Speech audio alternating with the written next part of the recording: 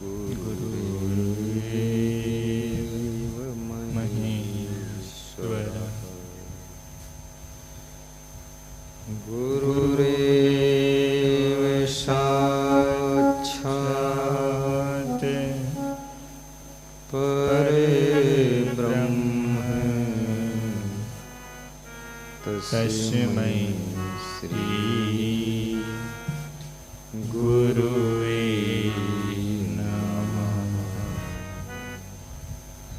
तस्मै श्री गुरुवे नमः।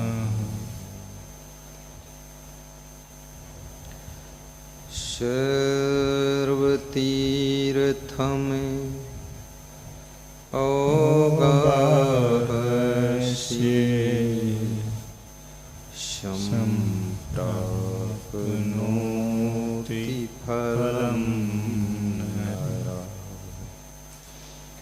गुरुपादोदकं पीत्वा शेषं शिरसि धारयम्। शेषं शिरसि धारयम्।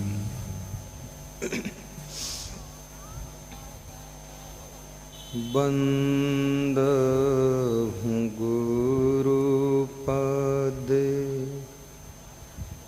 पदों में परागा।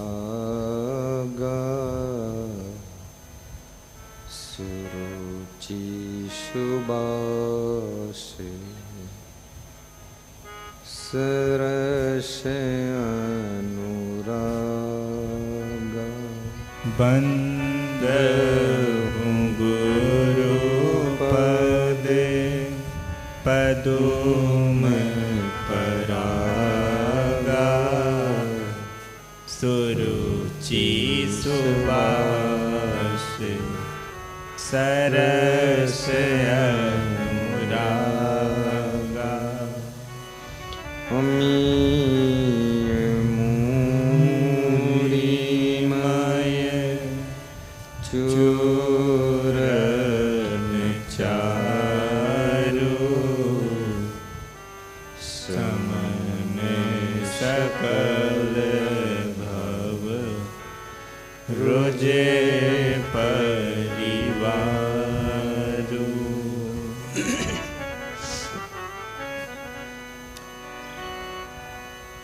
संत मिलन को जाइए तजी माया अभिमान।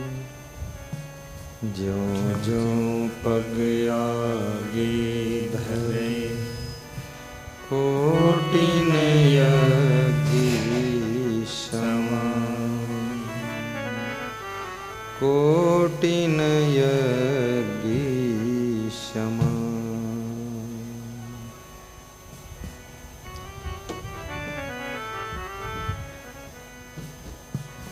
सद्गुरु मेरा साइयाँ सुनी से जिनको बलिहारी तेहि। दास की जा घट पर घट हो। साईं इतना दीजिए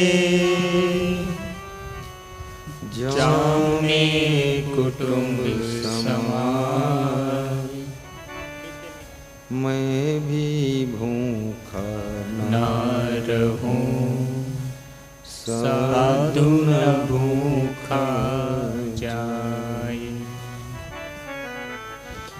हरि बिनु भर्म बिगुरु चनि गंदा। हरि बिनु भर्म बिगुरु चनि गंदा। हरि बिनु भर्म बिगुरु चनि निगंदा। जहाँ जहाँ गए हो अपने पव खोए हो, जहाँ जहाँ गए हो अपने पव खोए हो, तेहि फंदे बहु फंदा। तेहि फंदे बहु फंदा। हरि बिनु भर्म बिगुरु निगंदा। बिगुरु निगंदा। योगी कहाँ योग है नीका, द्वितीया और न भाई। योगी कहे योग है नीका, द्वितीया और न भाई। मुंजित मुंडित मौनि जटाधारी। कहूँ कहाँ सिद्धि पाई। नुंचित मुंडित मौनि जटाधारी। तिन कहूँ कहाँ सिद्धि पाई।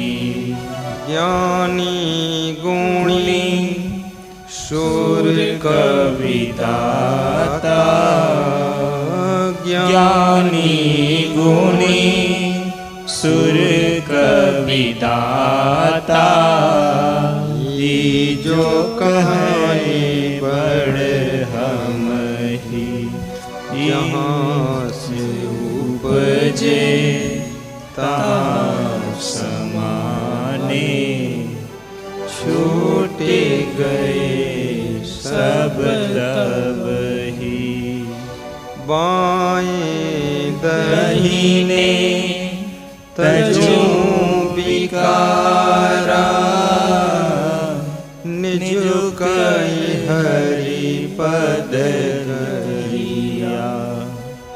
कहि कबीर गूंगे गुर खाया। पूछे सो क्या कहिया। पूछे सो क्या कहिया। हरि बिनु भर्म बिगुरु निगंदा। हरि गुरु निगंदा। सद्गुरु भगवान की जय हो। संत भगवान की जय हो। भक्त भगवान जय जय।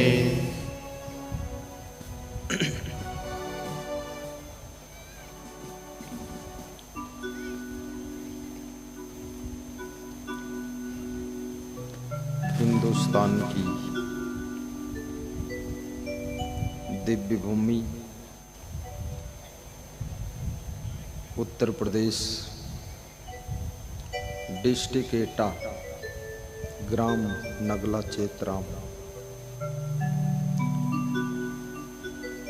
मुख्य आयोजक श्री प्रेम सिंह, रिटायर फौजी। सहयोगी समस्त ग्रामवासी।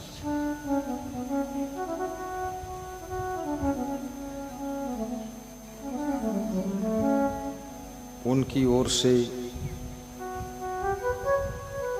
सुखद सत्संग एवं भंडारा का प्रोग्राम रखा गया है।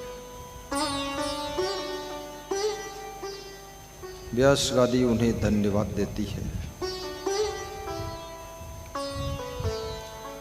संसार को शांति का संदेश देने वाले समस्त संत महात्मा, धर्म स्नेही बंधुओं,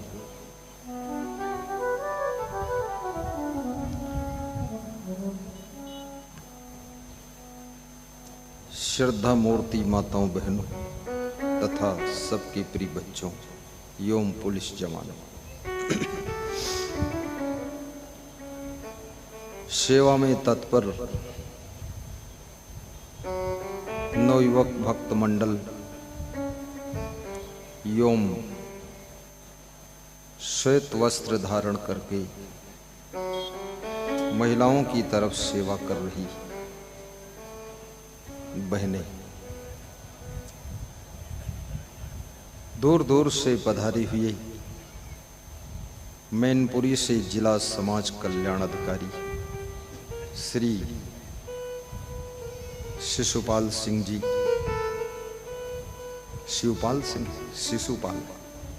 शिशुपाल इंजीनियर श्री सुरेंद्र कुमार सिंह, आपने मैनपुरी में कई बार सत्संग कराया है। कन्नौज से श्री सत्येंद्र सिंह, श्री देवेंद्र सिंह, अर्जुन सिंह, रीता देवी, सीता देवी, आपने कन्नौज में बहुत बड़ा सत्संग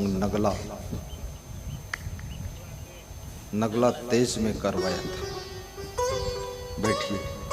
श्री भोरेश सिंह यादव मैनपुरी जिला से, आपने देवपुरा में बड़ा सत्संग करवाया था। श्री उदय प्रकाश दीक्षित जी, श्रीमती अलका देवी, आपने पधरौनी जैथरा में करवाई थी। मन में इच्छा है एक बार बड़ा सत्संग जैथरा में कराएं। महान भक्त सब पधारे हुए हैं। श्री मदन पाल जी मैनपुरी, उनके पिता श्री खड़े हो जाए, ये भी रिटायर फौजी हैं। आपने भी बहुत सुंदर मिनी सत्संग सराय लतीफ में करवाया था, उनको आशीर्वाद है।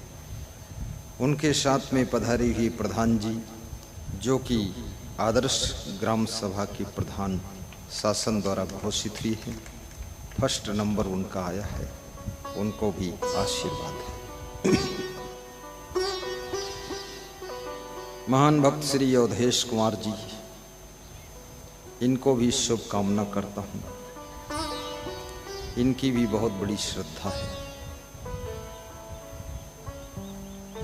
तेजपाल जी दिल्ली से, जो कि बहुत आस्था लेकर आए हैं, पीछे खड़े हैं, उनकी धर्म पत्नी, उनको भी आशीर्वाद।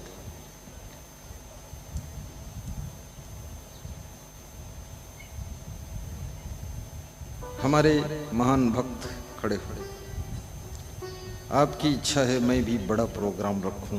भाई मिलिट्री में है, छुट्टी नहीं मिली, इसलिए प्रोग्राम आगे बढ़ाया गया है। पधरौनी होगी अब, और अगले साल में धूमधाम से प्रोग्राम होगा। क्या नाम है? धर्मेंद्र, श्री धर्मेंद्र सिंह, ग्राम शाजापुर मैनपुरी से। मैनपुरी, एटा, कन्नौज, औरैया, इटावा, ये सब जिलों में भक्ति का प्रभाव धीरे धीरे बढ़ता जा रहा है। मैनपुरी किशनी कृपालपुर गांव के मुख्य आयोजक अरुण सिंह जी चौहान, जिन्होंने बहुत बड़ा कार्यक्रम किया था, गुरु के लिए 2 करोड़ का मकान बनाया था कि अपने घर में रखूंगा। 3 मंजिल का मकान जहां गुरु को रखा था, बहुत बड़ा बनाया है। नई गाड़ी भी लाए कि गुरु के लिए हमको मेहनत करना है, और प्रोग्राम भी दिखाया। आशीर्वाद देता हूँ। बैठो।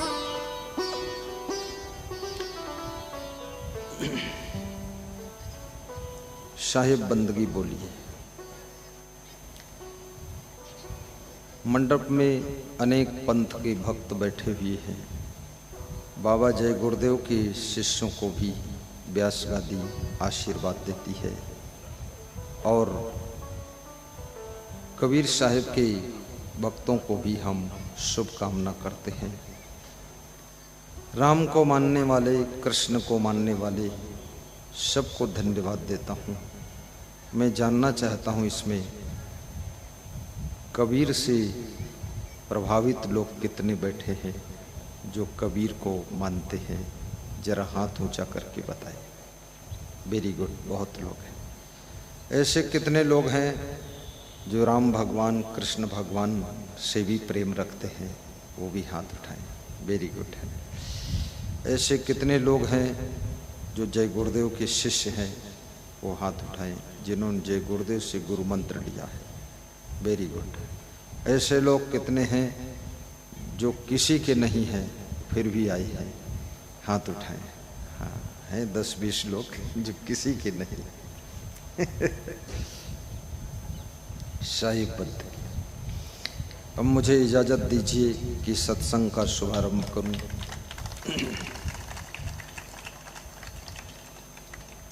दो दिन से लगातार विशेष रामायण से मैं सत्संग सुना रहा था। आज हार्दिक इच्छा है थोड़ा सदगुरु कबीर साहब का ज्ञान भी आपके बीच में प्रेषित करूं। कबीर साहब के मूल ग्रंथ का नाम बीजक है, जैसे तुलसीदास के ग्रंथ का नाम रामचरितमानस है। ऐसे कबीर का बीजक प्रसिद्ध ग्रंथ है। और बीजक का मतलब होता है जो छिपे हुए गुप्त धन का ज्ञान कराता है, उसको बीजक कहते हैं। हमारे आपके अंदर आत्म तत्व छुपा हुआ है और इस आत्म धन का ज्ञान नहीं है, इसलिए मनुष्य भटकता रहता है। आत्म ज्ञान बिना नर भटके, कोई मथुरा कोई काशी। याद रखना, काया के कर्म पवित्र हैं तो काया ही काशी है, और मन पवित्र है तो मन ही मक्का मदीना है, और दिल शुद्ध है तो दिल ही द्वारिका है, और आपके विचार शुद्ध हैं तो आपके विचार ही वाराणसी है, वही वाराणसी है। भक्ति अंदर का विषय है, और जब भक्ति आती है तो सबसे पहले मन को निर्मल करना शुरू कर देती है। और कबीर साहब कहते हैं, कबीर मन निर्मल भया जैसे गंगा नीर, पाछे पाछे हरि फिरे कहत कबीर कबीर। मानस में वाल्मीकि जी ने राम भगवान से कहा था, जिनके कपट दंभ नहीं माया, तिनके हृदय बसहु रघुराया। निर्मल मन जन सो मोहि पावा, मोहि कपट छल छिद्र न पावा। निर्मल मन का बड़ा महत्व है, परंतु कलयुग में निर्मल मन तो बहुत दूर है, लोगों का खान पान भी निर्मल नहीं है। लोगों की भाषा, बोल चाल, बातचीत भी निर्मल नहीं है। लोगों का व्यवहार बर्ताव भी निर्मल नहीं है, लेन देन भी निर्मल नहीं है। लोग हाथ जोड़ करके आपसे उधार ले लेते हैं और फिर तुम उनके हाथ जोड़ जोड़ कर उधार दिया हुआ धन मांगते हो, तो कहते हैं रोज रोज क्या मांगते हो, क्या तुम्हारा पैसा थोड़े मर जाएगा? और धीरे धीरे पैसा मर ही रहा, और पैसा मर जाता है। लेन देन में भी लोगों की पवित्रता नहीं है, निर्मलता नहीं है। आज के 50 वर्ष पहले लोग अपनी बात के धनी होते थे कि मैंने कहा है तो मैं ऐसा ही करूँगा। लेकिन इस कलयुग में 90% लोग अपनी बात को बदलने में माहिर हैं। धीरे धीरे गिरगिट हो गए। जैसे गिरगिट क्षण क्षण रंग बदलता है, ऐसे मनुष्य भी अपनी जिंदगी का ढंग बदलता है। कोई जमीन बेचता है, 2000 दूसरा ज़्यादा देने लगता है, तुरंत तो मुकर जाता है, इधर उधर हो जाता है। लोगों में सिद्धांत नहीं है, प्रामाणिकता नहीं है, इसलिए आदमी पर आदमी का विश्वास टूटता जा रहा है और संदेह बढ़ता जा रहा है। जब जब संदेह बढ़ता है तब तब प्रेम घटता है, और जब विश्वास बढ़ता है तो परस्पर प्रेम भी बढ़ता है। तो आइए कबीर साहब का एक शब्द है, शब्द नंबर 38 है, हरि बिनु भर्म बिगुरचन गंदा। अभी मैंने उसको गाया था, फिर से उसी पर आज व्याख्या होनी है। साहब कहते हैं कि हरि के बिना मनुष्य उलझन में रहता है, टेंशन में रहता है। हरि कौन है? हर घट में रमने वाला आत्मा ही हरि का रूप है। जब तक आत्मबोध नहीं होता है तब तक मनुष्य की टेंशन और चिंता खत्म नहीं होती है। धीरे धीरे सत्संग के प्रभाव से आत्मज्ञान हो जाता है और आत्मज्ञान होने पर धीरे धीरे मन चिंता की चिता से बाहर हो जाता है। क्योंकि संसार में उलझने बहुत है, नुकसान भी बहुत है, लोग परेशान भी बहुत है और धोखा भी बहुत है। और कितना ही सोचकर काम करो फिर भी कहीं न कहीं हानि हो जाती है। लोगों को कितना ही प्रेम दो फिर भी आपको ठग करके लोग चले जाते हैं। इस संसार को जगत गुरु शंकराचार्य ने कहा था, विचित्रो अयम संसार। ये संसार बड़ा विचित्र है, इसको ठीक से कोई समझ नहीं पाया है और समझते समझते जिंदगी गुजर गई पर संसार समझ में आया नहीं है। क्योंकि संसार नित्य नूतन हो जाता है, नित्य परिवर्तन हो जाता है, रोज रोज बदलाव होता है। लोग बदलते हैं, मन बदलता है, तन बदलता है, विचार बदलता है, स्वभाव बदलता है, लोगों की सोच बदलती है, विचार बदलते हैं, लोगों का खान पान बदलता है, लोगों का रहन सहन बदलता है। पूरी जिंदगी परिवर्तन की ओर जा रही है। जीवन एक परिवर्तन चक्र में घूम रहा है और संसार में इतना तेजी से परिवर्तन हो रहा है। संस्कृति भी बदल रही है, विकृति बढ़ रही है और लोग आपस में व्यवहार बर्ताव में भी बहुत परिवर्तन कर चुके हैं। बचपन में मैं देखता था मामा का भी बहुत सम्मान होता था। आज की तारीख में मामा भी की कीमत भी गिर चुकी है। अब ऐसे साधारण में हो गया मामा। अब किसी को मामा से मतलब नहीं, न पाजामा से मतलब है। सूट बूट टाई और डटे हुए हाई। एक समय वो था कि जीजा का भी बड़ा महत्व था। अब जीजा भी सस्ते बस्ते में पहुंच चुके हैं। धीरे धीरे ससुराल का महत्व भी गिरता चला जा रहा है। सब अपना अपना दांव पेच चला रहे हैं। सब बड़े बड़े खिलाड़ी लोग हैं।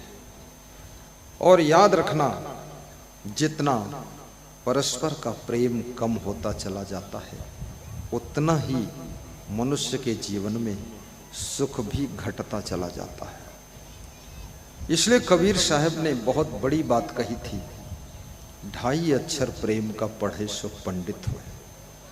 कबीर साहब ने बहुत अनुभव किया, बहुत विचार किया, बहुत गहराई में गोता लगाया और कहा कि प्रेम के बिना जिंदगी अधूरी है।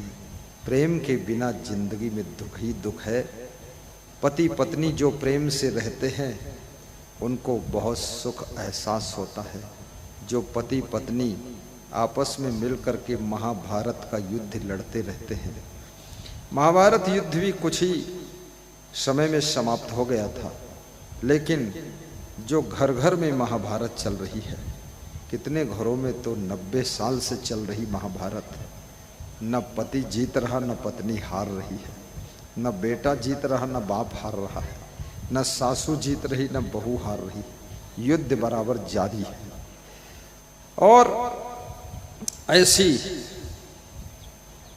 परिस्थितियों में सुख कहाँ हो सकता है। सहनशीलता धीरे धीरे लोगों की घटती जा रही है। संत कबीर कहते हैं, खोद खाद धरती सहे काट कूट बन राय, कटुक वचन साधु सहे और से सहा न जाए। कड़ुए वचन को सहना बहुत कठिन है। कबीर साहब कहते हैं कितना ही धरती को खोदो खादो, गड्ढा बनाओ, फिर पाटो, फिर जोतो, उबड़ खाबड़ करो, लेकिन धरती सब सह लेती है और धरती फिर भी नाराज नहीं होती है और धरती फिर भी तुमको फसल देती है, अन्न देती है, फल देती है, सब्जी देती है। धरती तुम्हारे जिंदगी जीने के लिए व्यवस्था देती है। कितना खोदा खोदी किया लेकिन फिर भी धरती तुम्हारी सेवा करती रहती है, तुम्हारी सेवा करती रहती है। काट कूट बन रहा है और जंगल को कितना काटो कूटो। कितना लोग जो जंगल के पड़ोस में रहते हैं, पीढ़ी दर पीढ़ी से वे लोग जंगल की लकड़ी काटते रहते हैं। जंगल ही उनकी जीविका है। जब दांव पाते हैं चुपके से जंगल में काट लेते हैं और साइकिल पर धर के घर ले आते हैं और घर से फिर बेच देते हैं और बेच करके रोटी चलती है। फॉरेस्ट विभाग के कर्मचारी भी जानते हैं ज़्यादा कोई उपाय नहीं है, थोड़ा थोड़ा राहत दे देते हैं। कभी पकड़ लेते हैं, 100-200 रुपये ले लेते हैं, उनका भी चाय नाश्ता हो जाता है और लकड़ी कटती रहती है। लेकिन फिर भी जंगल उजड़ता नहीं है। जंगल फिर से और जंगल बढ़ता है और जंगल बढ़ता है और जंगल हमें ऑक्सीजन देता है। जंगल हमें वाटर लेवल को ऊपर ला कर देता है और जंगल हमें प्रदूषण को मुक्त जीवन जीने का मौका देता है। जंगल की हरियाली हमारे जीवन के लिए बहुत आवश्यक है। कोरोना के समय में एक बहुत बड़ा doctor, heart specialist doctor Rabindranath मेरे आश्रम पर आए। अभी वो डिप्टी डायरेक्टर हैं पूरे उत्तर प्रदेश के। तो उस समय वे केवल डॉक्टर थे हार्ट के। उसके बाद वह सीएमओ भी हुए लखीमपुर के, अभी डिप्टी डायरेक्टर हैं। उन्होंने कहा जो आपके आश्रम पर रहे तो यहाँ कोरोना नहीं होगा उसको। हमने कहा क्यों, कोई लक्ष्मण रेखा खींची गई है क्या यहाँ? बोले लक्ष्मण रेखा है यहाँ।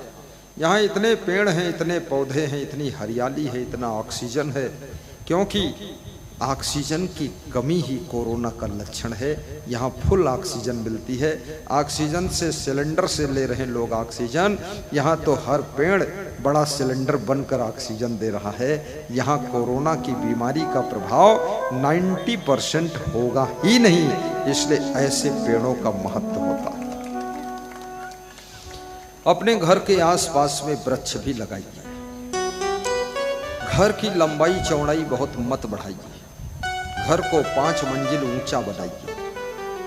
नीचे मंजिल में सामान और मेहमान को रोकिए। घर के पीछे पशु जानवर, ट्रैक्टर, ट्राली, भूसा, घास, गोबर रखिए। सामने कार रखिए, मोटरसाइकिल रखिए। थोड़ा पेड़ लगाइए, सामने छाया रहे। साइडों में पेड़ लगाइए, पीछे भी पेड़ लगाइए, क्योंकि पेड़ में वह गुण है। कितना ही सूरज तपता है लेकिन पेड़ सूरज के ताप को जहाँ खड़ा होता है वहीं पर कम कर देता है।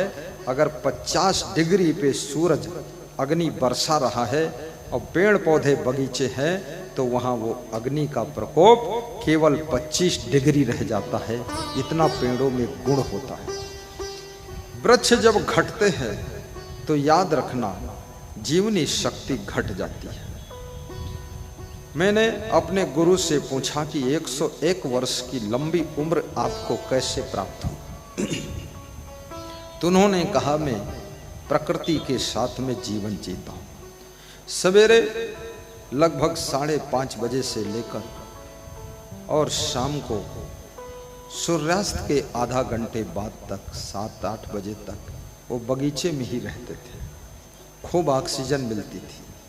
चना रोज चबाते थे, केला रोज खाते थे, थोड़ा दूध रोज पीते थे, दाल चावल सब्जी रोटी खाते थे, रसगुल्ला गुलाब जामुन कभी ना के बराबर लेते थे, खीर कभी ना के बराबर। बहुत हम लोग प्रेशर करते थे तो भी नहीं।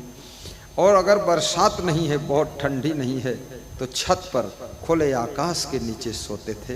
तो खुले आकाश के नीचे सोने के कारण, बगीचे में अधिक रहने के कारण उनके ऑक्सीजन की कमी नहीं हो पाई। 101 साल की लंबी जिंदगी जीने के बाद संसार और शरीर को छोड़कर गए और शिष्यों को बहुत दिनों तक दर्शन दिया, आशीर्वाद दिया। आज उनकी यादें रह गईं। आज हमारे पास में एक भक्त आए थे, महेंद्र पाल सिंह फौजी, सराय लतीफ के, कह रहे थे 15 मई को मैं आश्रम जाऊंगा। मैं वादा किया हूं, संकल्प लिया, क्योंकि 16 मई को गुरु का शरीर छूटा है। तो उस गुरु के जिस दिन उनका अंतिम जीवन यात्रा हुई है, वहां जाकर मैं उनके समाधि मंदिर का दर्शन करूंगा, क्षमा मंदिर का दर्शन करूंगा। वहां पर हम अपनी श्रद्धा के 2 सुमन अर्पित करेंगे और वहां ध्यान लगाएंगे। कई बार उनको कहा गया अंदर आओ, सो जाओ, भीतर आ जाओ, कमरा है। बोले मैं तो गुरु के गेट पर ही सोता हूँ और मेरे आप गुरु है, वो सदगुरु है, मुझे तो यही सोने दो, जहाँ मेरा गुरु बैठता था वहीं मैं लेट जाऊंगा। हमें न बिस्तर चाहिए न व्यवस्था चाहिए, हमें तो गुरु के चरणों में आस्था चाहिए, आस्था चाहिए। ये महेंद्र पाल जी बहुत श्रद्धा रखते हैं, यहाँ पधारे हैं, भाव बहुत ज्यादा है। तो मन की निर्मलता बहुत बड़ी चीज है और मन की निर्मलता का लक्षण है आपका व्यवहार, आपका लेन देन, आपका खान पान, आपके कर्म भी पवित्र हो जाएंगे। तो समझ लो मन निर्मल है। और निर्मल मन हो तो याद रखना, घर ही में गंगा, घर ही में जमुना और घर ही में तीर्थ बनैबे, इधर उधर हम काहे को जइबे। और घर ही में मंदिर, घर ही और घर ही मदीना बनैबे, और घर ही में काशी और घर ही में हरिद्वार, फिर इधर उधर भटकने की जरूरत नहीं है। संत रविदास ने बहुत बड़ी बात कही थी कि मन चंगा तो कठौती में गंगा। लोगों ने उनका बड़ा विरोध किया था कि क्या बात बोलता है, मन चंगा तो कठौती में गंगा। लेकिन कबीर साहब ने उससे भी बड़ी बात कह दी। कबीर ने कहा कि मन चंगा तो मन ही गंगा, फिर कठौती का लफड़ा भी डालने की जरूरत नहीं है। अगर मन पवित्र है तो याद रखना, तुम चलते फिरते तीर्थ हो, तुम चलते फिरते मंदिर हो, तुम एक प्रकार से तुम्हारे दिल में देवालय है। सारा खेल मन का है। और कबीर साहब ये भी कहते हैं मन चंचल भी बहुत है। इस मन ने कितना भटकाया है लोगों, विद्यार्थियों को भटका देता है, पढ़ने नहीं देता है, किसानों को भटका देता है, खेती बाड़ी करने नहीं देता, इधर उधर घूमते रहते हैं, जवानों को भटका देता है, विषय वासना की आंधी में उड़ जाते हैं, और पहलवानों को भटका देता है, वो भी कुछ और ही चीजों में लग जाते हैं, नेताओं को भटका देता है, घोटाले में गिरा देता है, जाकर नेता घोटाले में गिर जाता है, अफसरों को भटका देता है, वो रिश्वत में गिर जाता है जाकर के। बड़ी मुसीबत है इस मन की। तुम जहां हो वहीं मन तुम्हारा तुमको भटकाने के लिए प्रयास करता है। साधुओं को भटका देता है, वो कहीं से सधुनी ढूंढ कर ले आते हैं। कितने साधु भटक गया, 25-25 साल लंगोटा बांधा है और 42 साल की उम्र में न जाने कहां से राम लल्ली देवी को ढूंढ के लाया है। बड़ा नालायक है, पूरा भोगे लाल बना है। साधुओं को भी भटकाने के लिए मन कसर नहीं छोड़ता है। और कितने अफसरों को मन ने भटका दिया, बड़ा अहंकार ला गया है। जब से अफसर हो गए सीधे मुंह बात ही नहीं कर रहे। जब रिटायर हो गए तो दुनिया उनसे सीधे मुंह बात नहीं करती, सब बदला ले लेते हैं। अहंकार ये मन का ही एक पार्ट है, ये भटकाने में मदद करता है। कभी मन का पार्ट काम वासना बनकर तुमको भटकाता है, कभी क्रोध बनकर भटकाता है। कितनी बहुओं के क्रोध ने उनको भटका दिया, सास ससुर से दूर हो गई। चाय की दुकान खोल कर बैठे हैं पति पत्नी, ना मालूम कितने लफंगे लोग सुबह से शाम तक आते हैं, उनकी जूठी कप और प्लेट धोते रहते हैं, लेकिन जिस सास ससुर ने उनको करोड़ों की संपत्ति दिया था, उसको एक चाय बनाकर देने में उनको बहुत खराब लग रहा था। आज उनको चाय पिला रहे हैं, गंदे लोगों को केवल 2 रुपये के लिए चाय बना बना कर पिला रहे हैं। और आपके सास ससुर ने, माँ बाप ने आपको तो लाखों करोड़ों की संपत्ति दिया था, कृपया उनको तो शुद्ध देसी दूध की चाय बनाकर पिलाइए, आधा चम्मच घी भी डाल दीजिए।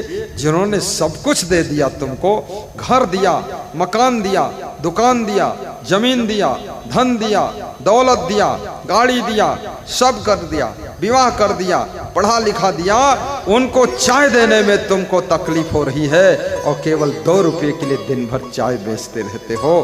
कृपया अपने माँ बाप को पहले संभालिए, तो बिजनेस तो अपने आप संभलता चला जाए। थोड़ा जोरदार ताली भी बजाइए, तालियों में दम नहीं। कबीर साहब कहते हैं, ई मन चंचल, ई मन चोर, ई मन शुद्ध ठगहार, मन मन करते सुर नर मुनि जहड़े मन के लक्ष्य द्वार। मन की चंचलता के लिए लाखों द्वार हैं। एक तरफ से मन को नियंत्रित करो तो दूसरी तरफ भागता है। कितने लोग मन की चंचलता से बहुत तंग हो चुके हैं और कहते हैं मन में बड़े खराब खराब विचार आ रहे हैं। तो उनसे पूछो क्या खराब विचार आ रहे हैं, तो कहते खराब विचार आ रहे हैं। और क्या खराब विचार आ रहे हैं? पूरी इज्जत लेना चाहते हो क्या? खराब यानी खराब, और क्या खराब? मन में गंदे गंदे विचार आ रहे हैं। शरीर बूढ़ा हो गया तो भी मन में गंदगी दूर नहीं हुई है। तन बूढ़ा होने से मन बूढ़ा नहीं होता है। याद रखना, मरते समय भी मन बड़ा स्ट्रांग रहता है। इसलिए बूढ़े लोग भी बहुत उलझे रहते हैं। कोई ये मत सोचे कि बुढ़ापा आएगा तो शांति मिल जाएगी। बुढ़ापे में और ज्यादा शांति मिलेगी, क्योंकि वहां भी मन का खेल चल रहा है। बूढ़े लोगों को नींद नहीं आती। क्यों नहीं आती? क्योंकि रात दिन मन में न जाने क्या क्या सोचते रहते हैं, उलझन भरी रहती है, चिंता, टेंशन, स्ट्रेस, बहुत विचार चलते रहते हैं। टाइम तो बहुत है सोने का, पर नींद नहीं है। और जब नींद थी तो टाइम नहीं था जवानी में, और बचपन में खूब सोते थे तो माँ खुश होती थी कि बच्चा ज्यादा सोए तो मैं अपना काम करूँ।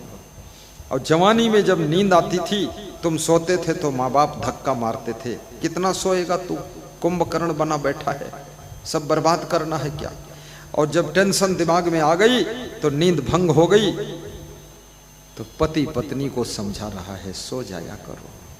पत्नी भी पति को समझाती है क्यों चिंता करते, सो जाओ। लेकिन उसके बॉडी के हार्मोन्स सब डिस्टर्ब हो गए, संतुलन खो चुका। और एक बार शरीर का संतुलन खो जाए, बॉडी का संतुलन खो जाए, हार्मोन्स डिस्टर्ब हो जाए, तो याद रखना फिर नींद नहीं आती है। और नींद ना आना ये सबसे बड़ा संकेत है कि बहुत भयंकर बीमारी से तुम्हारा शरीर ग्रसित होने वाला है। क्योंकि जब शरीर गहरी नींद में सोता है तभी शरीर की रिपेयरिंग होती है, शरीर का मेंटेनेंस होता है, शरीर की सर्विसिंग होती है। इसलिए स्वस्थ रहना चाहते हो तो गहरी नींद में सोने की कोशिश कीजिए। और याद रखना, नींद पैसे से मिलती नहीं है, लेकिन पैसे के कमाने के चक्कर में नींद उड़ जाती है। पैसे के कारण नींद तो उड़ जाती है, और फिर कितना पैसा खर्च करो फिर भी नींद नहीं आती है। ये कितना बड़ा खेल है। पैसे कमाने के चक्कर में स्वास्थ्य भी खो जाता है, और फिर लाखों खर्च करो तो भी स्वास्थ्य वापस लौट कर आता ही नहीं। कम से कम 7 घंटा सोना अनिवार्य है। कुछ लोग कहते हैं हम 5 घंटे सोते हैं। कोई जन्म का पाप भोग रहे हो, 5 घंटे सो।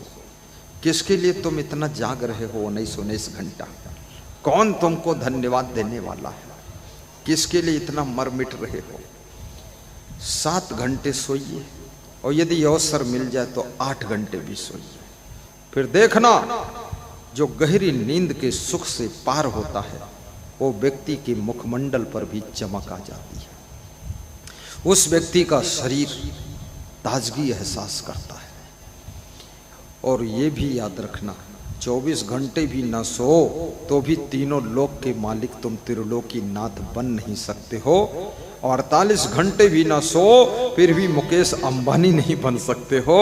और तुम कभी भी मत सो, पागल हो जाओगे, लेकिन प्रधानमंत्री भी नहीं बन सकते हो। इसलिए इस लफड़ा में फंसो मत। जो हो वही बहुत है और जो जरूरत है वो भी सब बन जाओगे। इसलिए सोइए भी ठाठ से और खाइए भी प्रेम से और जियो प्रेम से और हंसिए भी प्रेम से। मैं मध्य प्रदेश में सत्संग कर रहा था तो एक गांव में मेरी पधरौनी थी। तो पधरौनी में स्वागत के लिए 3 किलोमीटर से भक्त लोग आए थे। तो एक मुंडी गाड़ी थी, मुंडी गाड़ी जिसमें छत नहीं थी, उसमें ढोल बजाने वाले को बिठाया था और उस गाड़ी के पीछे मेरी गाड़ी चल रही थी। तो जो ढोल बजा रहा था वो मेरा प्रवचन सुनता था, क्योंकि भक्ति में गरीब अमीर का भेद नहीं होता। तो मुझे देख देख कर वो हंस रहा था और 3 किलोमीटर तक उसने मुंह बंद ही नहीं किया, होंठ खोले रहा, दांत बड़े बड़े दिखाता रहा, हंसता रहा। रास्ते में देखा एक आदमी सूट बूट पहने हुए खड़ा था। उसके चेहरे पर मुस्कान नहीं थी, खुशी नहीं थी, हंसी नहीं थी, प्रसन्नता नहीं थी, जबकि ये लगता था वो करोड़पति से कम नहीं है। और ढोल वाला, उसका सारा काम ढोल पोल ही है, लेकिन बेचारा ढोल ही बजा कर खाता हंसता था। तो मैंने कहा ढोल वाले से, जब उतरा गाड़ी से, पूछा तुम खुश क्यों थे इतने? बोले आपका प्रवचन सुनता हूँ, आप सिखाते हो खुश रहना चाहिए, तो मैं खुश रहता हूँ। हमने कहा धन की क्या स्थिति है? बोले धन जो कुछ है यही ढोल है और कुछ नहीं है। ढोल? तो हमने कहा पत्नी? बोले वो भी ढोल है। हमने कहा वो कैसे ढोल है? बोले वो ऐसी ढोल है, पड़ी रहती है और ज्यादातर वो आराम में रहती है। तो हमने कहा उसको भी सत्संग सुना दो। बोले उसको सुनाता हूँ तो सुनती है और कहती है तुम्हारे गुरु अच्छा सुनाते हैं, लेकिन तुम्हारे गुरु की बात मैं मानूंगी नहीं, मैं पड़ी रहूंगी ढोल जैसी। कितनी स्त्रियां घर में ढोल जैसे पड़ी रहती हैं, कहीं आंगन में पड़ी है, कहीं बरामदे में पड़ी है, कहीं छत पे पड़ी है। अब इस ढोल को कौन उठाए? और इस ढोल से कहो कि उठो तो ये ढोल ऐसा पूरे घर को बजा देगी। ये हर समय पड़े रहना, हर समय लुढ़कते रहना और हर समय लेटे रहना, इससे हड्डी का ढांचा कमजोर हो जाता है। इसलिए याद रखना, नींद के समय सोइए, आराम कीजिए, फालतू समय लेटे मत रहिए। ज्यादा लेटने से आपकी हड्डियां कमजोर हो जाती है। धूप न लगने से आपकी हड्डियां कमजोर हो जाती है। पैदल न चलने से पेट संबंधी रोग आ जाते हैं, डाइजेशन सिस्टम खराब होता है, गैस बनती है। पानी कम पीने से आपके पेट में कॉन्स्टिपेशन, कब्जियत की बीमारी हो जाती है। चिंता करने से आपको आनंद की प्राप्ति नहीं होती है। भगवान कृष्ण के सामने भी बहुत संकट थे, वो हंसते रहते थे। कृष्ण के सामने बहुत संकट थे, वो भी हंसते थे और राम भी मुस्कुराते रहते थे। कबीर के सामने भी संकट थे, क्योंकि कबीर सत्य बोलते थे और सत्य बोलने वाले हमेशा संकट में रहते हैं।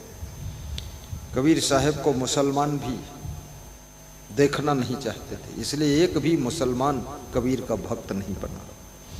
हिंदू लोग ही कबीर के चरणों में जुड़े हैं, ना एक ईसाई है ना एक कसाई है। कबीर साहब के साथ में केवल भोला भाला हिंदू है।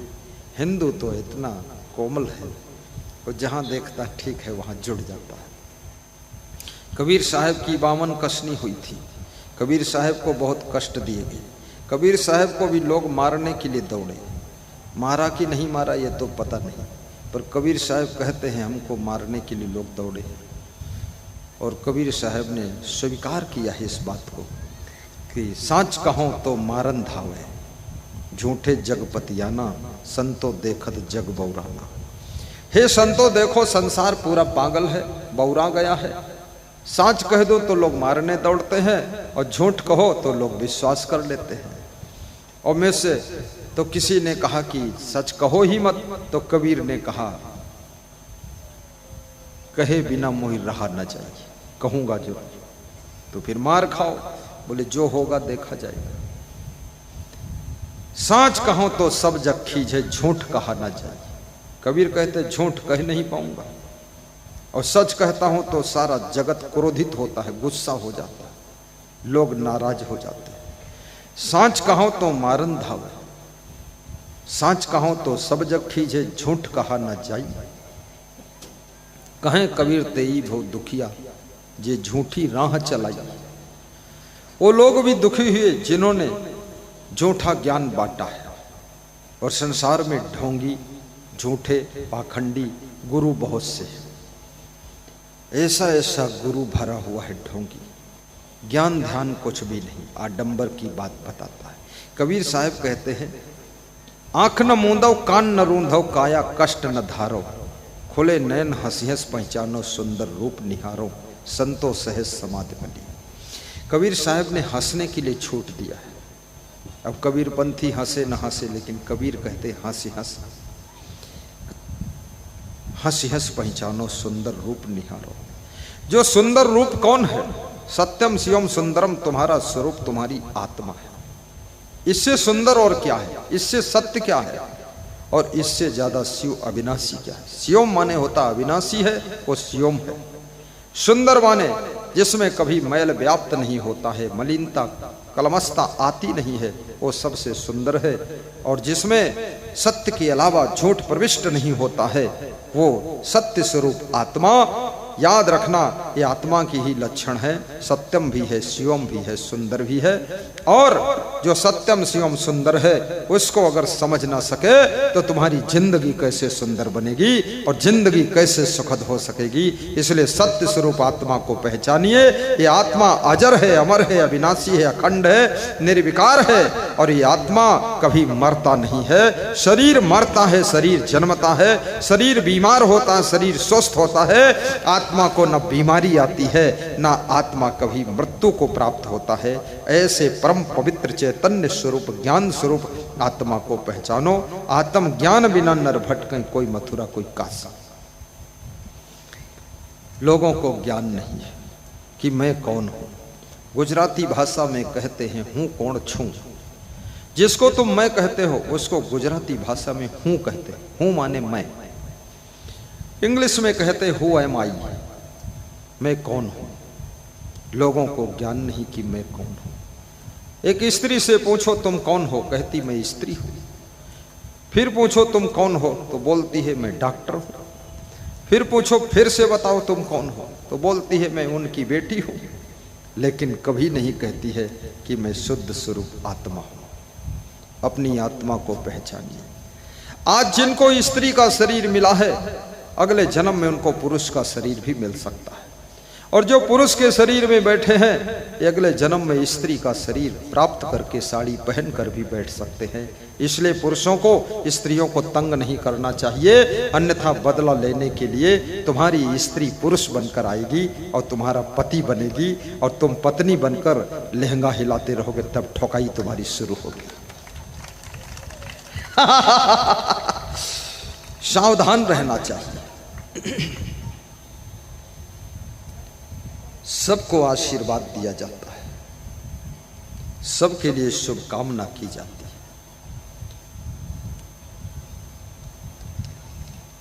हमारे नगला चेतराम गांव के बहुत से कार्यकर्ता सेवा में लगे हुए हैं। लगभग इनकी संख्या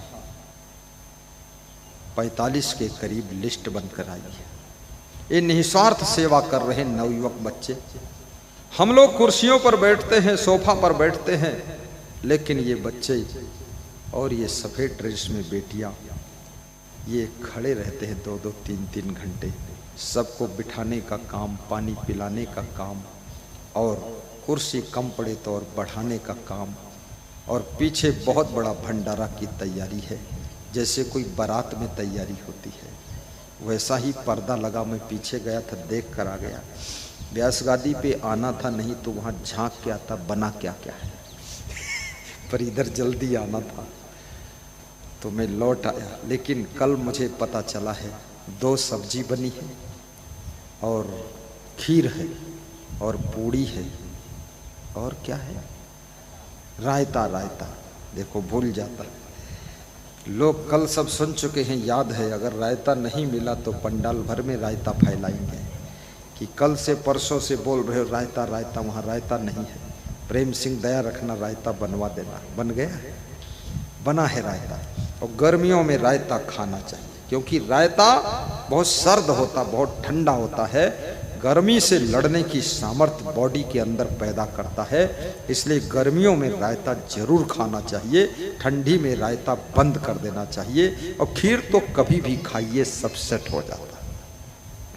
रायता में जो खटास है उसको खीर मार देती है ताकि एसिडिटी न बढ़े, और खीर में जो मिठास है उसको रायता की खटास मार देती है। दोनों आपस में मारा मारी करते हैं तो ना तो तुम्हें शुगर होगी न एसिडिटी होगी, तुम स्वस्थ रहोगे। इसलिए ऐसा मेनू बनाया गया है ताकि बीमारी मुक्त भोजन कराया जाए और तुम स्वस्थ भी रहो। ऐसे भंडारे का इंतजाम है, भंडारा भी समय पर होना है। मैं इन कार्यकर्ताओं का नाम लूंगा लेकिन लास्ट में लूंगा क्योंकि सत्संग की धारा मुड़ जाएगी। साहिब बंदगी बोलो, कहो साहिब बंदगी। कितने लोग सोचते ये साहिब बंदगी कौन सी बला है। साहिब का अर्थ होता है श्रेष्ठ, साहिब का अर्थ होता है दिव्य, साहिब का अर्थ होता पवित्र, और बंदगी का अर्थ होता प्रणाम, बंदगी का अर्थ होता है नमन, नमस्कार। यानी पवित्र पुरुषों को प्रणाम करने का शब्द साहिब बंदगी है। हे दिव्य आत्मा, हे महान आत्मा, हे श्रेष्ठ आत्मा, आपको मैं प्रणाम करता हूँ, नमस्कार करता हूँ। और 3 बार इसलिए साहिब बंदगी करता हूँ कि आप ऐसा आशीर्वाद दीजिए 3 तापों से हमको छुटकारा मिल जाए, दैहिक दैविक भौतिक ताप से हम मुक्त हो जाएं। आपको 3 बार प्रणाम करता हूँ। माता पिता के कभी चरण छो तो 3 बार छूकर मस्तक में लगाइए। कलयुग में बड़े सालटकट लोग चरण छूते हैं, चरण छूते ही नहीं घुटना छूते, और मस्तक में लगाते ही नहीं, घुटना छूकर अपने पेट में लगा लेते हैं। और माता पिता को संकेत करते हैं कि पेट का सवाल है, तुम्हारी घुटना मजबूत रहे, खूब धन कमाओ, मैं पेट भरता रहूं। इनका पेट इंडिया गेट घुटना छूकर पेट में लगा दिया। अभी बहुत से लोगों में मैंने सरदारों में देखा, वो घुटना भी नहीं छूते और ना अपना पेट छूते, और घुटना और पेट के बीच में हाथ ऐसे हिला देते, हो गए। मेरे पास आते हैं कभी कोई सरदार लोग तो वाहे गुरु जी का खालसा, वाहे गुरु जी की फतेह, बोले सोई निहाल, सत श्री अकाल, ये सब बोलते। और कोई कोई सरदार लोग चरण छूते, वो चरण छूता ही नहीं, ना घुटना छूता है और ना अपने मस्तक में लगाता है, बस झुक जाता है। और झुक करके हमारे चरणों और अपने माथे के बीच में हाथ हिला देता है ऐसे कि हो गया, बस प्रणाम काफी।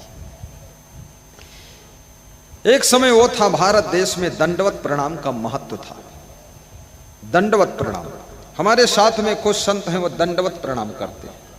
हालांकि कबीर साहिब के पंथ में दंडवत प्रणाम की प्रक्रिया नहीं है, फिर भी वे कर लेते। एक रक्षपाल दास है, एक दिनेश दास है, ये 2 दास जो है दंडवत प्रणाम कर लेते हैं। दंडवत प्रणाम करना बहुत कठिन है। जब अहंकार पूर्ण रूप से मर जाता है तभी दंडवत प्रणाम हो सकता है। साहिब बंदगी भी कठिन है क्योंकि अंजलि बांधकर 3 बार झुकना उठना, साहिब बंदगी 3 बार करना, इसमें भी अहंकार की मृत्यु होती है।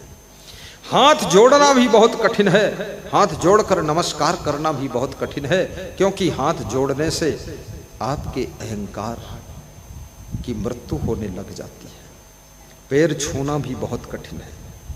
सबसे पहले अपने माता पिता के पैर छू लो, सास ससुर के पैर छू लो, अपने पति के पैर छू लो। इस सभा में बैठी हुई इतनी स्त्रियां हैं, कितनी स्त्रियां ऐसी हैं जो अपने पति के पैर छू लेती हैं, सास ससुर के पैर छू लेती हैं, जरा हाथ उठा दे।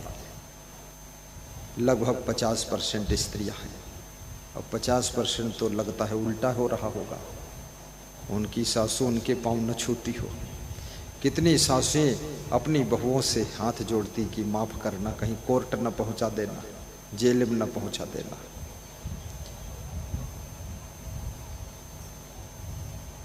चरण छूने से छूने वाले को बहुत फायदा होता है।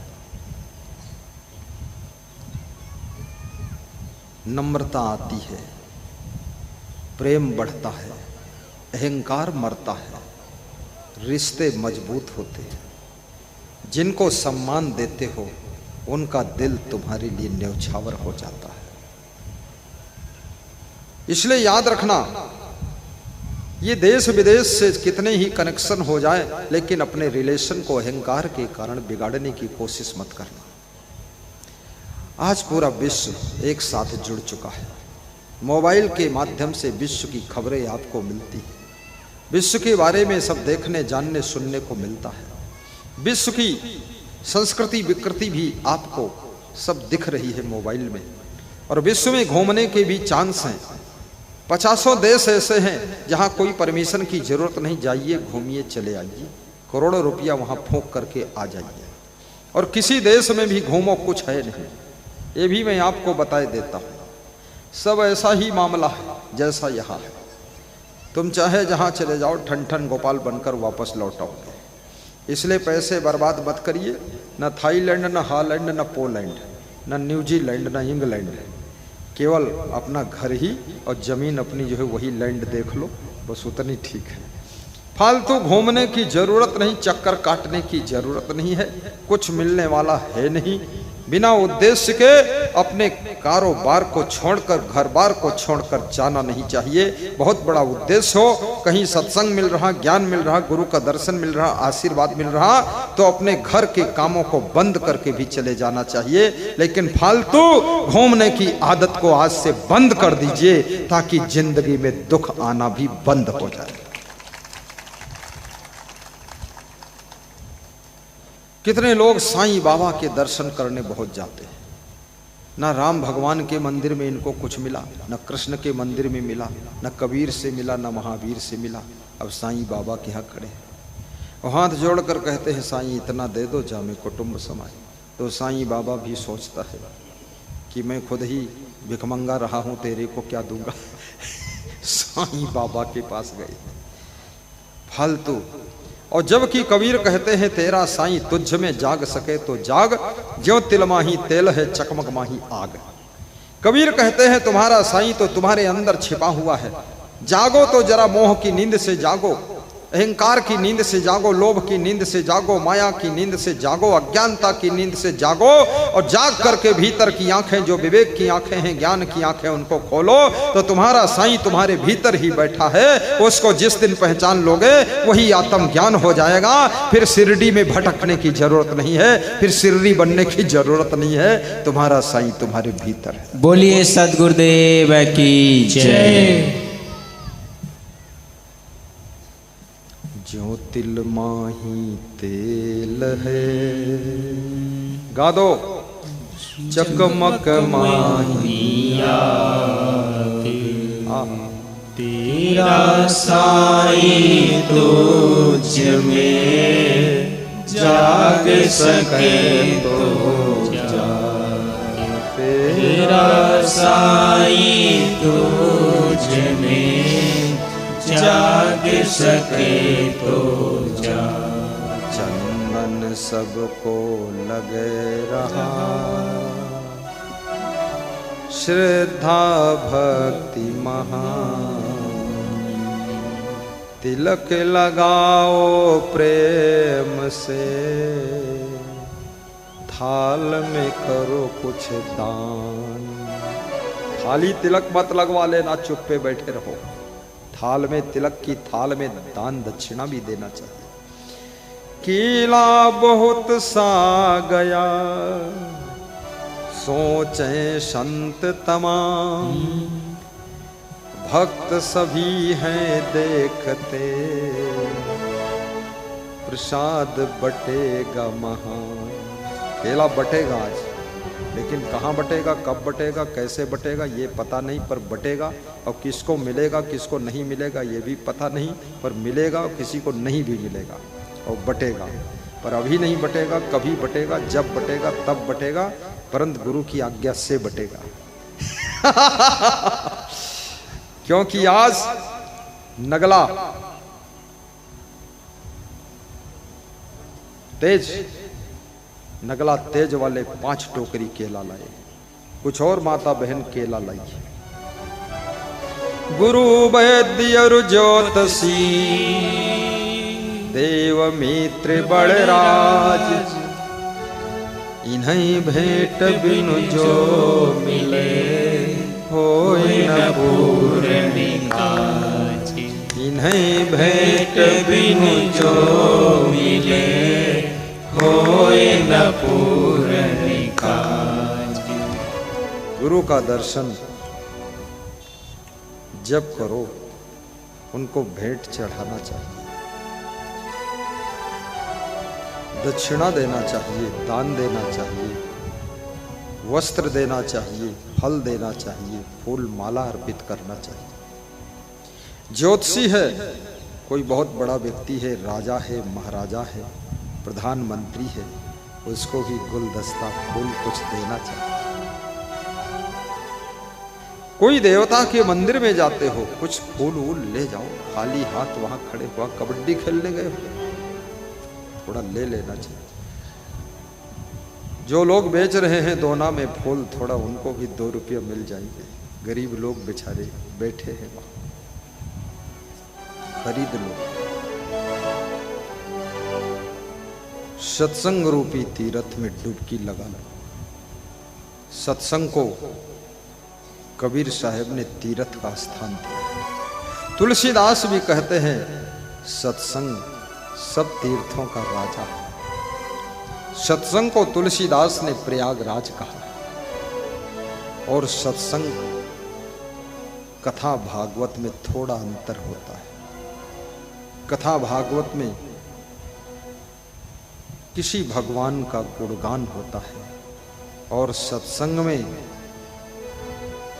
भगवान के गुणों को ग्रहण करने के लिए ज्ञान बांटा जाता है कि उनके गुणों को भगवत गुण धारण करो, गुरु के गुण धारण करो। तो कबीर साहब का बहुत सुंदर शब्द है, हरि बिनु भर्म बिगुरु चनि गंदा। हरि बिनु भर्म बिगुरु चनि गंदा। हरि के बिना अर्थात आत्म ज्ञान के बिना, आत्म बोध के बिना मनुष्य का मन गंदी आदतों में डूबा रहता है। मनुष्य का मन उलझन में पड़ा रहता है और मनुष्य का मन भ्रम में भी फंसा रहता है। आत्म ज्ञान नहीं है तो आप भ्रमित रहोगे।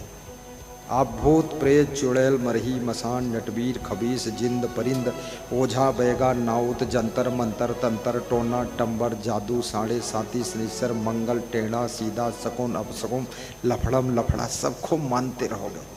तुमको 27 चुड़ैलें पकड़ेंगी और तुम्हारी पत्नी को 27 भूत पकड़ेंगे और पटकी पटकर रात भर चलेगी। ये सब भ्रम है।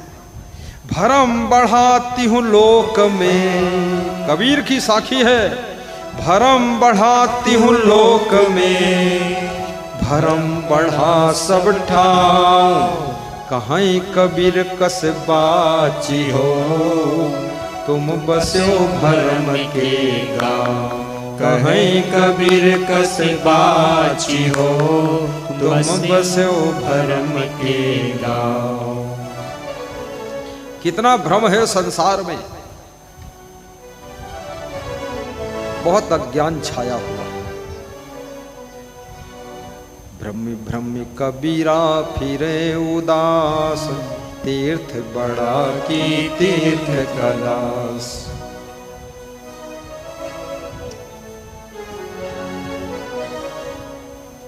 भ्रांतियां टूटती नहीं है।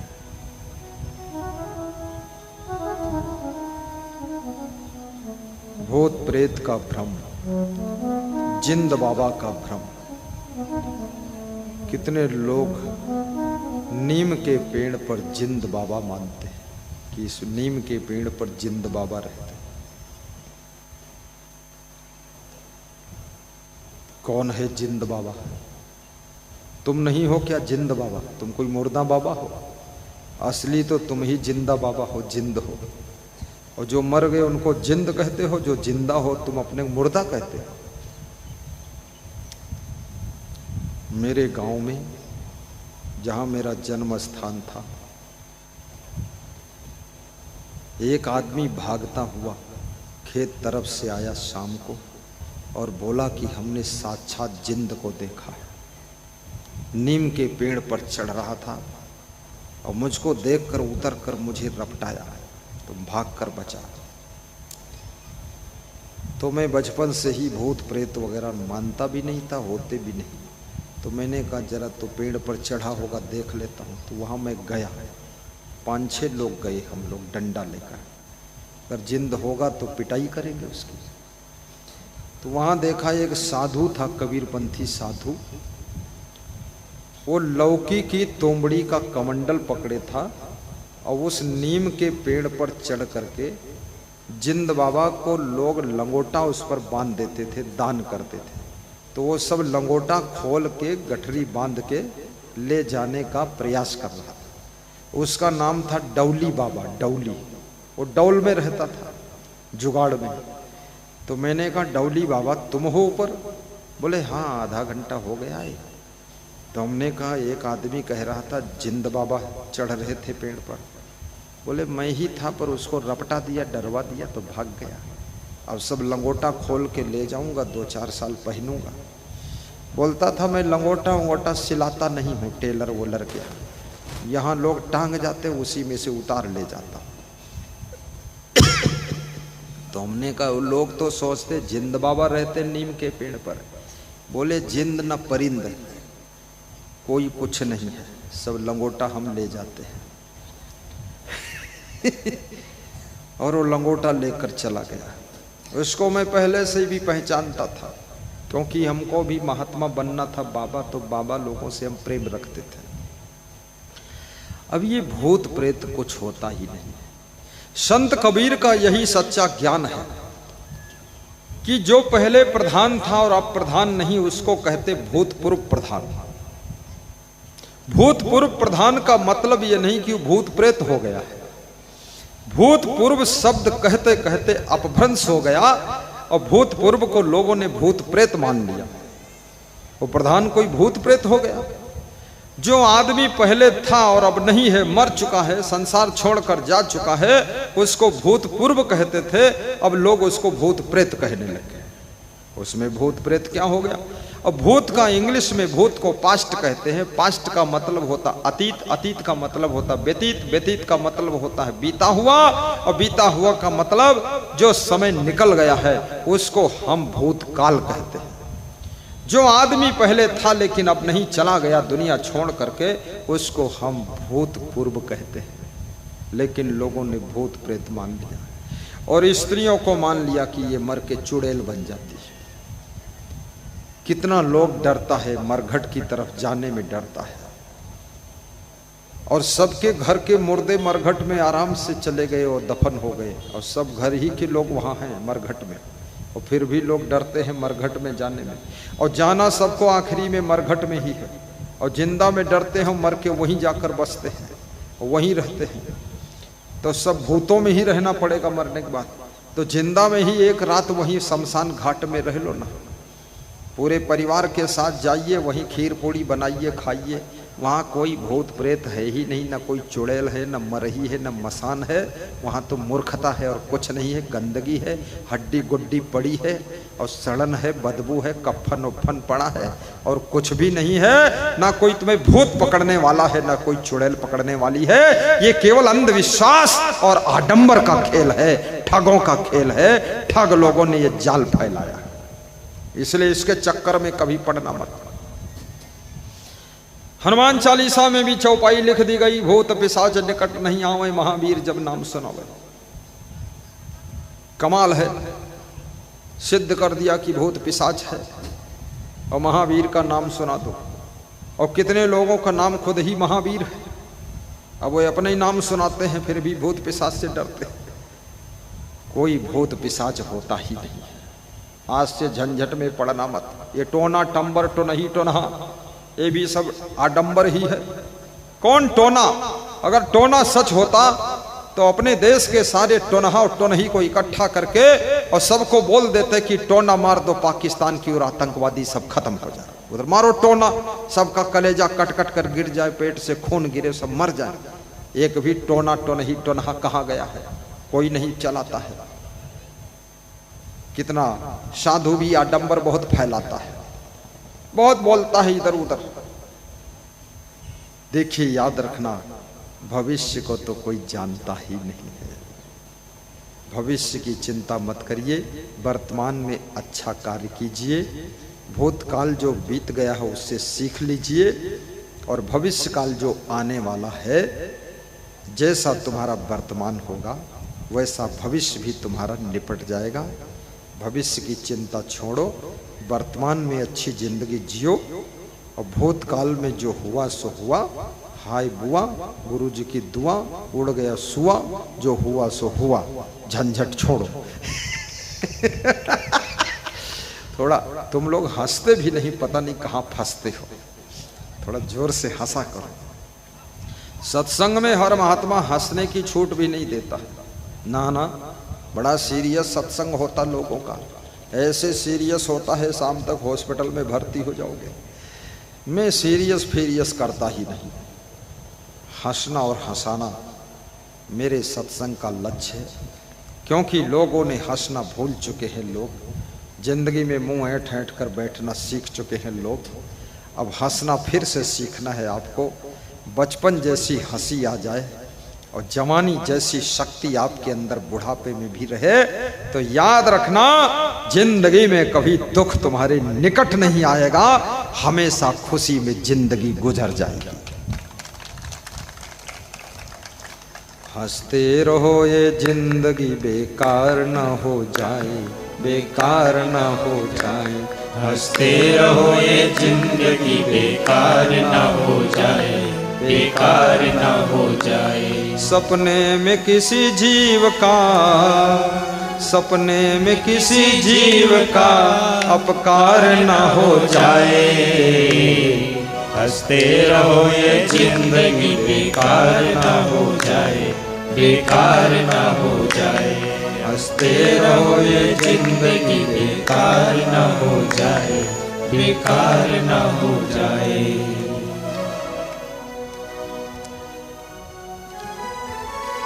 मेरे बचपन में बनिया लोगों ने एक बात फैलाया कि डैनी आई हुई है, डैनी, और वह तुम्हारे घर के जानवरों को मार डालेंगी, आदमी को मार डालेंगी। तो जिसके जानवरों के गेरू का रंग लगा होगा, सींग में, पूंछ में, पीठ में, वही जानवर बचेगा। और जिसके गेट पर, दीवार पर गेरू से पोता होगा, कुछ लिखा होगा, वो बचेगा, बाकी सब विनाश। 50 साल पुराना गेरू उनके यहाँ इकट्ठा था, स्टॉक में बिक नहीं रहा था, वो सब बिक गया। और बनिया लोगों ने ऐसा चला हथकंडा, मूर्ख लोग सब गेरू लगा लगा कर घूमते थे। आपने भी सुना होगा ये डैनी वाला। उसके बाद अच्छे अच्छे मीठा आ गए, जलेबी खाना लोगों ने बंद कर दिया। तो फिर एक हलवाई लोगों ने अफवाह फैला दिया कि अगर बहन भाई को जलेबी खिलाएगी तो उसके लिए बहुत शुभ होगा। हलवाइयों की खूब जलेबी बिकी और बहन ने जलेबी खिलाया, और कुछ भाइयों ने बहन को दक्षिणा दिया, कुछ बेईमानों ने फिल्म खा लिया। तो बहन रोती हुई अपने घर गई कि फिल्म खाई गया भाई हमारा। ये नाटक चली, बहुत नाटक में शुरू से देख रहा हूं लोगों की कितनी नाटक, कितनी भ्रांतियां, कितना ढकोसला फैला हुआ है।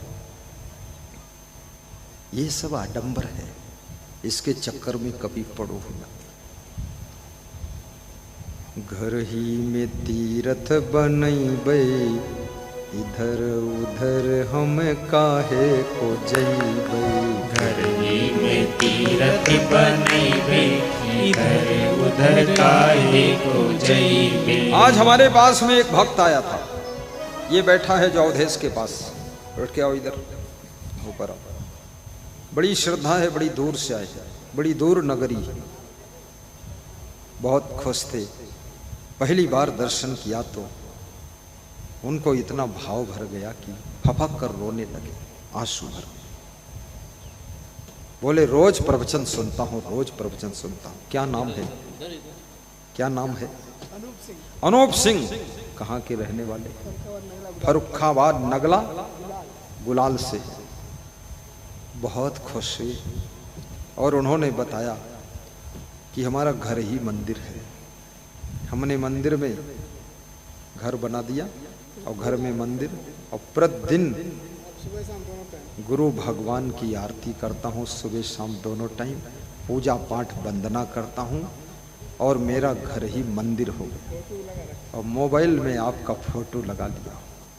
जो गुरु की पूजा करता है, याद रखना, राम और कृष्ण बड़े खुश हो जाते हैं, क्योंकि राम कृष्ण भी गुरु के भक्त थे। राम कृष्ण से को बड़ा उन्हों तो गुरु कीन, तीन लोक के वैधनी गुरु आगे आधीन। गुरु समान दाता नहीं, याचक शिष्य समान, तीन लोक की संपदा सो गुरु दीन ही दान। मिलना चाह रहे थे लेकिन 2 साल से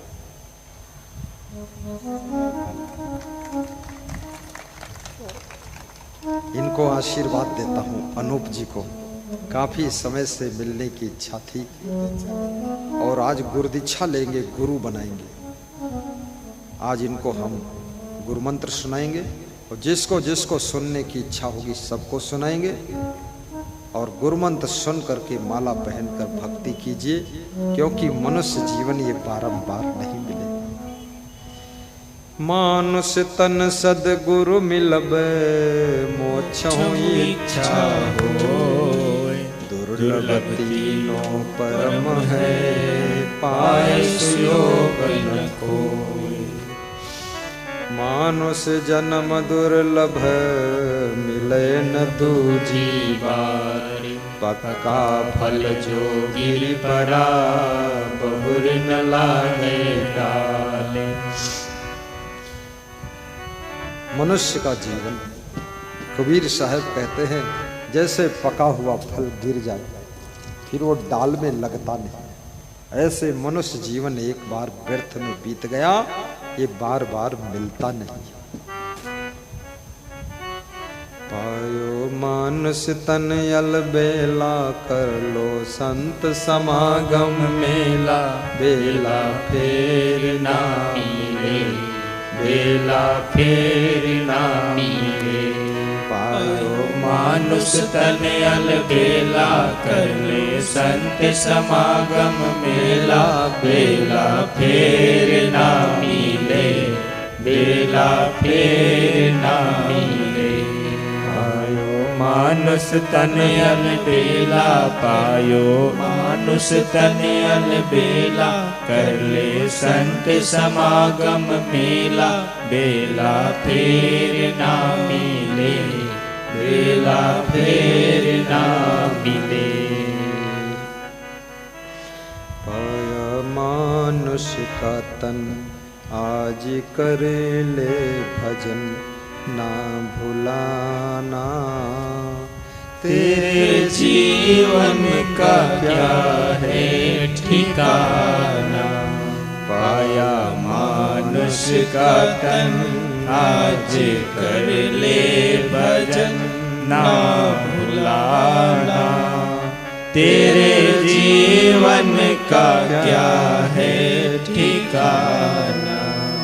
तेरे जीवन का क्या है ठिकाना। खानियों में भटकता तू आया, आज अवसर तू नर तन को पाया। खानियों में भटकता तू आया, आज अवसर तू नर तन को पाया। भाग्य तेरे जगे, दाव ऐसे लगे, मुक्ति पाना। मन को विषयों से अपने हटाना, मन को विषयों से अपने हटाना। पाया मानुष का तन आज कर ले भजन ना भुलाना। तेरे जीवन का क्या है ठिकाना, तेरे जीवन का क्या है ठिकाना। स्वप्न किया मानुष का तन आज कर ले भजन ना भुलाना। तेरे जीवन का क्या है ठिकाना। आइए, तेरे जीवन का क्या है ठिकाना। कबीर साहब की दूसरी पंक्ति। जहाँ जहाँ गए अपने पाँव खोए, तेहि फंदे बहु फंदा। हरि बिनु भरम गुरु चनिगंदा।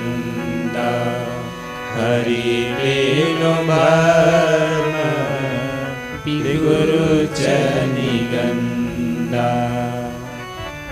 हरि के बिना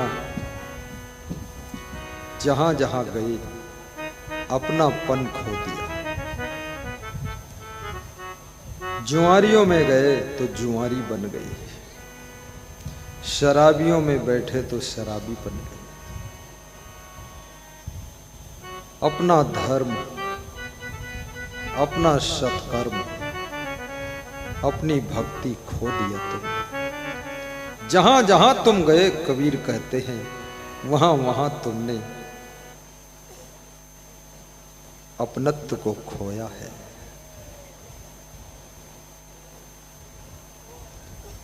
दूसरों में तुम भटक गए। तेहि फंदे बहु फंदा,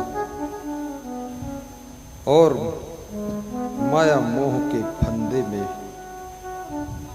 बंध गए जाकर।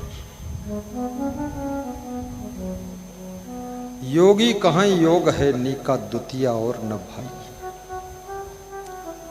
जो योग क्रिया करते हैं, नेति, धोती, कुंजली, कपाली आदि योग की क्रियाएं, वे कहते हैं योग सबसे अच्छा है। हे भाइयों, योग के मुकाबले दूसरा कुछ भी नहीं है। लेकिन नुंचित मुंडित मौन जटाधारी, कबीर साहब कहते हैं नुंचित का मतलब वे लोग जो अपने बाल नोचवाते हैं। कुछ ऐसे पंथ हैं जिस पंथ के साधु सन्यासी अपने बाल नोचवाते हैं। उस तरह से नहीं बनाते, ना ब्लेड से बनाते, एक एक बाल उनका उखाड़ा जाता है। और कहते बाल उखाड़ने से पूरा माया मोह उखड़ जाता है। कहाँ खोपड़ी का बाल उखड़ रहा है और माया मोह कैसे उखड़ जाएगा। कितनी बड़ी बात है। ऐसा लोग बता रहे हैं कि भैंस को चारा खिलाने से अपना पेट भर जाता है, बाल उखाड़ने से माया मोह उखड़ जाता है। जिनके बाल ही नहीं है उनका तो पूरे उखड़ गया। इतना आडंबर फैला हुआ है। नुंचित बाल नोचवाते और कहते हैं अगर बाल सब नोच लिया, किसी ने, भक्तों ने नोच लिया, वो बाल जिसके घर में पहुंच गया तो उसके घर में भी माया मोह का बवाल खत्म हो जाएगा। उसके घर में कैसे खत्म हो जाएगा? क्योंकि उसकी खोपड़ी में बहुत बाल लगे, तो वो अपनी अपनी खोपड़ी के सब बाल नोचे तो खोपड़ी तो भबड़ा जाएगी, सब घाव हो जाएगा, दर्द बहुत होगा। कितनी मूर्खता है लोगों।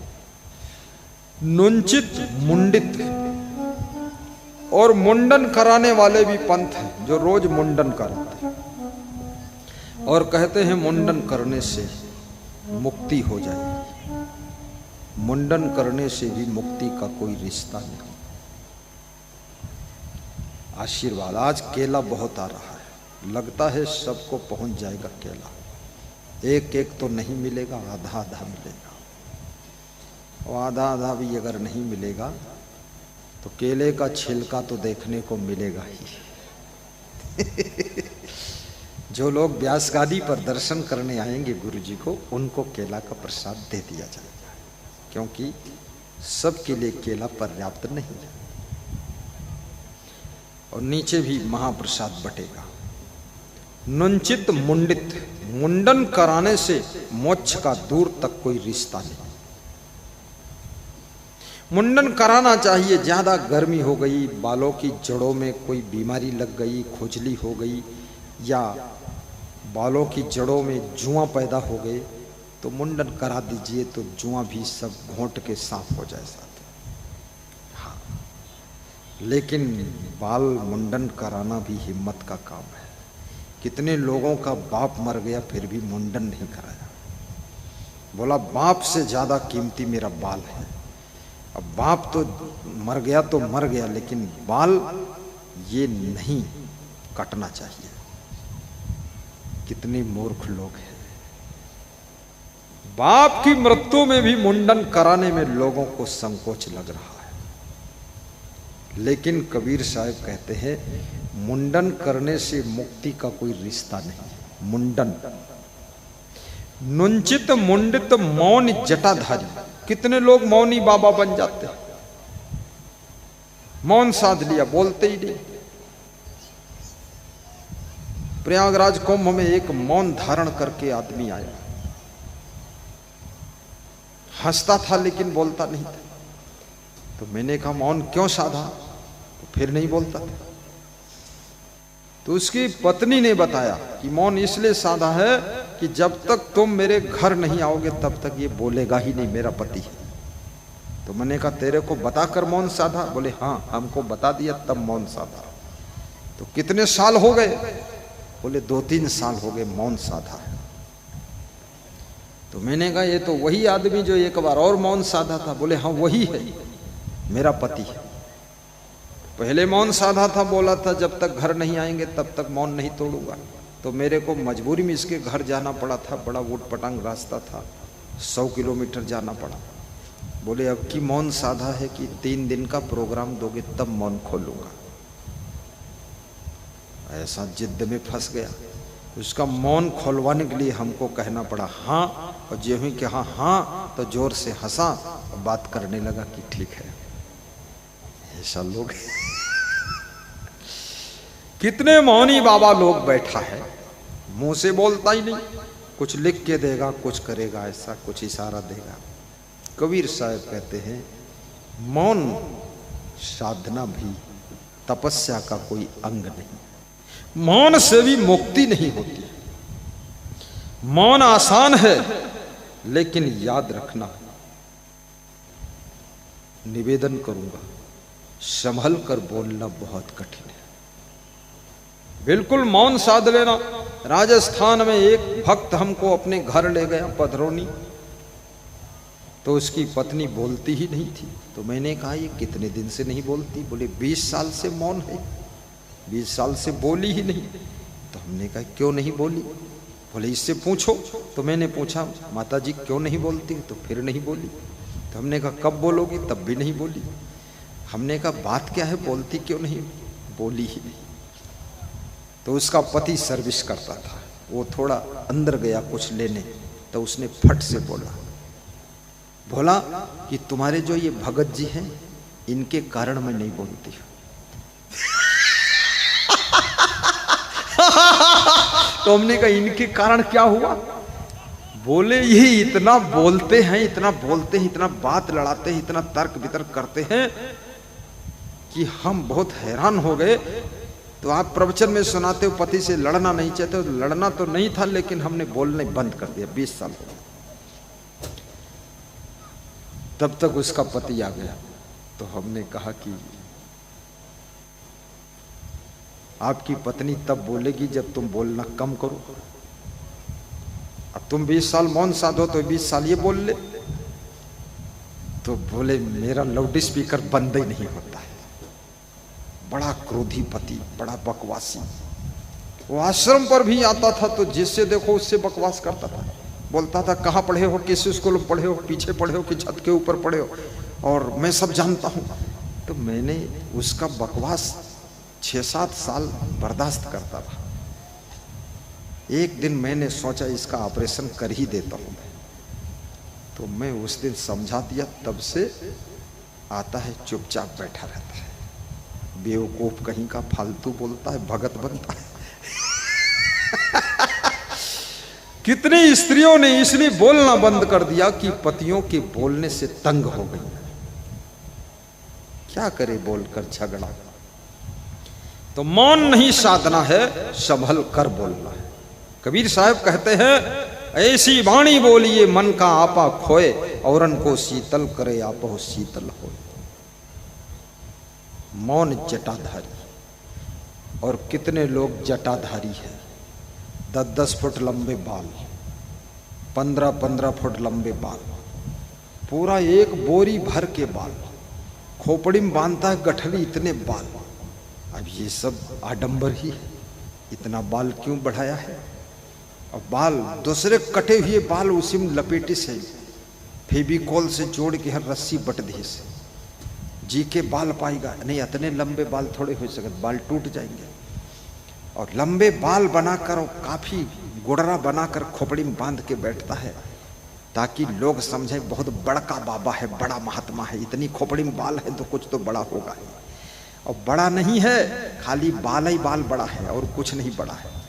बिल्कुल दिमाग नहीं, बुद्धि नहीं, फालतू लादे घूम रहा बाल। खोपड़ी खजुआती है। एक बाल लंबे बाल वाले महात्मा के यहाँ मैं रहा। तो जब बाल धोता था तो हमसे कहता था बाल पकड़ो। तो हमने कहा पेड़ पे चढ़ जाओ और लटका के बैठो। तो कहा रहे ऊपर स्नान कैसे करें। तो हम कहें मोटर चलाए, पाइप दे देवे, ऊपर नहाई लो, सब चुई जाई पानी। तो बोले तुम चेला बने। हम कहें हम ऐसे बेवकूफ चेला नहीं बने, फालतू काम करें। खाम बाहर रखे उका 4 लोग पकड़ के धोवे फालतू। हम इनका रात में गड़सस काट देवे बाल तुम्हारे। कहें तुम यहाँ न रहो न काट डरी हो। तो हम काटिन देवे। ये सब ये कोई सधुआई है। बुद्धू कहीं का फालतू बवाल बनाता है। 2 साल उनके साथ रहा मैं, लेकिन हम चेला नहीं बने उनके। हम ढोंगे चेला नहीं बनते, आडंबर फैलाते। नुंचित मुंडित मौन जटाधारी, तिन कहु कहां सिद्धि पाई। कबीर पूछ रहे हैं इन लोगों ने कहां पर सिद्धि प्राप्त किया, मुक्ति प्राप्त किया है। इससे कोई मुक्ति होने वाली नहीं है, इसलिए इस बकवास में मत पड़िए। याद रखना भक्ति को लंबा बढ़ाइए तब मुक्ति होगी। और बाल घोटाने के बजाय आप अपनी बुराइयों को घोंट दीजिए तब मुक्ति होगी। और मौन साधने के बजाय संयम नियम की वाणी बोलिए तो मुक्ति होगी। और जटा बढ़ाने के बजाय याद रखना अपने भक्ति और ज्ञान को, साधना को बढ़ाइए तो आपकी आत्मा की मुक्ति होगी। ये जटा बढ़ाने से मुक्ति नहीं होगी।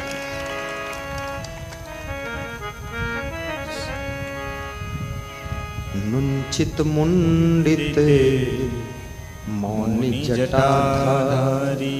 कितने कबीर पंथी यहाँ बैठे हैं, जरा हाथ ऊंचा कर दे, निडर होकर ऊंचा करो। बहुत है कबीर पंथी, कमाल है। कबीर पंथी होशियार है, सब एक साइड में बैठ है। कुछ खतरा हो तो इधर ही भाग लो। आना कबीर पंथ में खाला का घर नहीं, आते हैं सुनर जिन्हें दुनिया का डर नहीं। आना कबीर पंथ में खाला का घर नहीं, आते हैं शूर नर जिन्हें दुनिया का डर नहीं, दुनिया का डर नहीं। आते हैं शूर नर जिन्हें दुनिया का डर नहीं, दुनिया का डर नहीं। बोलिए सद्गुरु भगवान की जय हो। ज्ञानी गुणी सूर कवि दाता ई जो कहीं बढ़ हमही। कबीर साहब कहते कोई ज्ञानी है, वेद याद है, शास्त्र याद है, बीजक याद है, रामायण याद है, श्लोक याद है, अंग्रेजी बोलता है, हिंदी बोलता, संस्कृत बोलता, उर्दू बोलता है, कलमा पढ़ता है, नमाज करता है और कहता मैं ज्ञानी हूं। कबीर कहते ये ज्ञानी नहीं है। गुणी हूं, मैं बड़ा गुणवान हूं, बोले ये कोई गुणवान नहीं। शूर हूं, युद्ध करने में टाप हूं, बोले ये भी बेकार है। कवि हूं, तुरंत कविता रस देता हूं, टांग में टांग जोड़ देता हूं कविता की, ये लाइन में वो लाइन मिला देता हूं, बोले ये भी बेकार है। ज्ञानी गुणी सूर कवि दाता, और मैं बहुत बड़ा दाता हूं, देता रहता हूं, ये करता हूं, ये भी। कबीर साहब कहते जहां से उपजे तहां समाने, छूट गए सब तबही। जहां से पैदा हुए विषय भोग के माध्यम से और विषय भोग में ही जिंदगी भर डूबे रहे, ये सब पीछे छूट गए। ये चाहे सूरवीर हो, चाहे कवि हो, चाहे ज्ञानी हो, चाहे प्रवक्ता हो, चाहे जो कुछ हो, कवि रचना करते हो, लेकिन ये सब बेकार क्लास में चले गए, क्योंकि जिन विषय भोगों से जन्म हुआ उसी में जिंदगी भर डूबे रहे, ये सब पीछे छूट गए। याद रखना, जिसका आचरण महान है वही बड़ा होता है, वही बड़ा होता है। बोलिए सद्गुरु भगवान की जय। बाएं दहीने तजों बिकारा, निज के हरि पद गहिया। कहे कबीर गूंगे गुर खाया, पूछे सो क्या कहिया, पूछे सो क्या कहिया। आलू मटर, शबला मटर की सब्जी, काशी फल की सब्जी, रायता बूंदी वाला, और क्या पड़ा हरे रंग का, इसमें हरा रंग क्यों आया? पुदीना, पुदीना वाला रायता है, पुदीना पालक का रायता, बूंदी पड़ी, और खीर, और खीर में काजू चिरौंजी सब पड़ी है। पूड़ी, पूड़ी छोटी मोटी नहीं है, पूड़ी के बजाय पूरा पूड़ा है, पूड़ा। अब मंत्र पढ़ देता हूं। प्रसादे सर्व दुखानां हानिरस्योपजायते, प्रसन्न चेत सो हि आसु बुद्धि परितिष्ठते। अब ये भोग लग गया, अब इसको उसी में मिला दो, ठीक? चलो आइए सद्गुरु भोग लगाइए, आइए सद्गुरु भोग लगाइए, प्रेम से है गुरु प्रसाद पाइए, आइए सद्गुरु भोग लगाइए। सबको प्रेम से प्रसाद पाना। बाएं दहिने तजु बिकारा, निज के हरिपद गहिया। बाएं यानी लेफ्ट साइड और दाएं यानी राइट साइड। दाएं बाएं यानी यत्र तत्र सर्वत्र अन्यत्र। विकारों को त्याग करे जो कोई, बुराइयों को त्याग करे, मैल को त्याग करे, कलमश को त्याग करे, और निज के हरिपद गहिया, निस्वरूप आत्मस्वरूप के पद को जो प्राप्त करके स्थित प्रज्ञ हो जाए, तो कबीर कहते हैं उसकी वो दशा होती है, कहीं कबीर गूंगे गुड़ खाया। जैसे कोई गूंगा व्यक्ति शक्कर खा ले, बौरा आदमी गुड़ खा ले, और फिर उससे पूछो कैसा स्वाद आया, तो केवल मुस्कुराता है लेकिन बोल नहीं पाता है। ऐसा जो आत्मबोध में डूब गया, जो व्यक्ति समस्त मनोविकारों से मुक्त हो गया, उसको जो सुख मिलता है वो सुख का वर्णन अपनी वाणी से नहीं कर पाता है। पूछो तो क्या कहिया, वो कह नहीं पाता कैसा सुख मिला। इसलिए मनुष्य को मनोविकारों को छोड़ना चाहिए और सत्संग सुन करके आत्मज्ञान प्राप्त करना चाहिए। सद्गुरु कबीर साहब आत्मज्ञान की ओर इशारा देते हैं। आप सभी का कल्याण हो, आपका जीवन मंगलमय हो। आप लोगों की आज संख्या देख करके बड़ी प्रसन्नता हो रही है। साहिब आरती हो, आरती दीन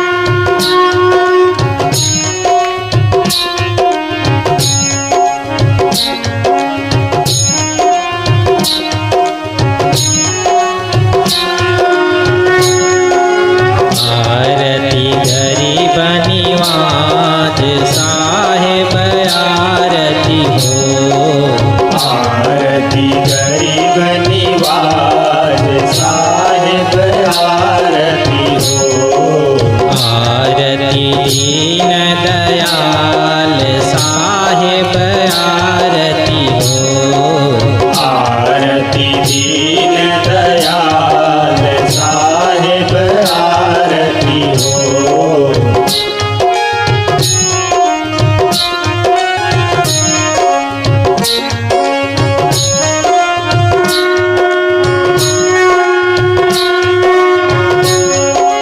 ज्ञान आधार विवेक की बाती, ज्ञान आधार विवेक की बाती, सुरति ज्योति जहाँ जाग साहेब आरती हो, सुरति ज्योति जहाँ जाग साहेब आरती हो, आरती गरीब निवाज साहेब आरती हो, आरती गरीब निवाज साहेब आरती हो।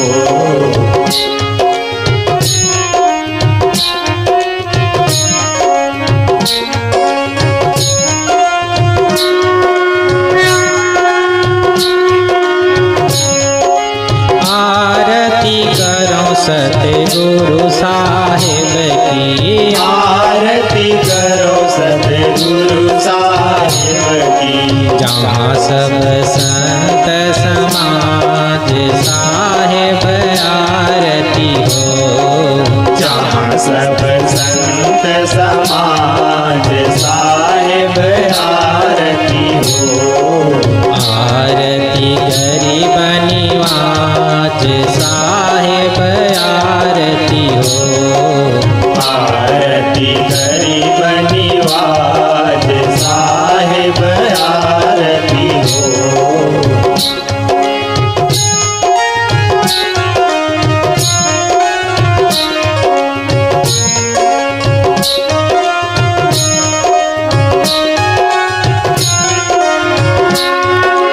दरस परस गुरु चरण शरण भयो, दरस परस गुरु चरण शरण भयो, टूटी गयो यम जाल साहेब आरती हो, टूटी गयो यम जाल साहेब आरती हो, आरती गरीब निवाज साहेब आरती हो, आरती गरीब निवाज साहेब आरती हो।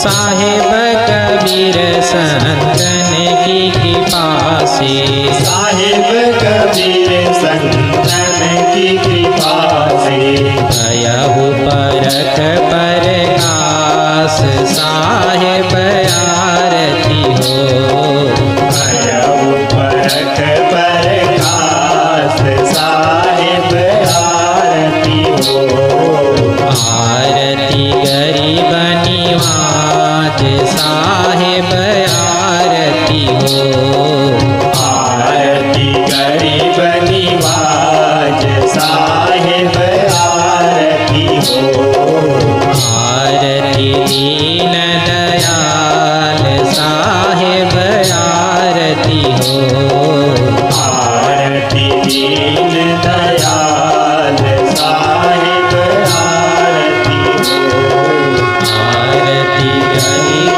निवाज साहेब आरती हो, आरती दीन दयाल साहेब आरती हो, आरती गरीब निवाज साहेब आरती हो। गुरुर्ब्रह्मा गुरुर्विष्णु गुरुर्देवो महेश्वर, गुरुर्साक्षात् परब्रह्म तस्मै श्री गुरुवे नमः। ध्यानमूलं गुरुर्मूर्ति, पूजामूलं गुरुपदं, मंत्रमूलं गुरुर्वाक्यं, मोक्षमूलं गुरुकृपा, मोक्षमूलं गुरुकृपा। त्वमेव माता च पिता त्वमेव बन्धुश्च सखा त्वमेव, त्वमेव विद्या च द्रविणं त्वमेव त्वमेव सर्वं मम देव देव त्वमेव सर्वं मम देव देव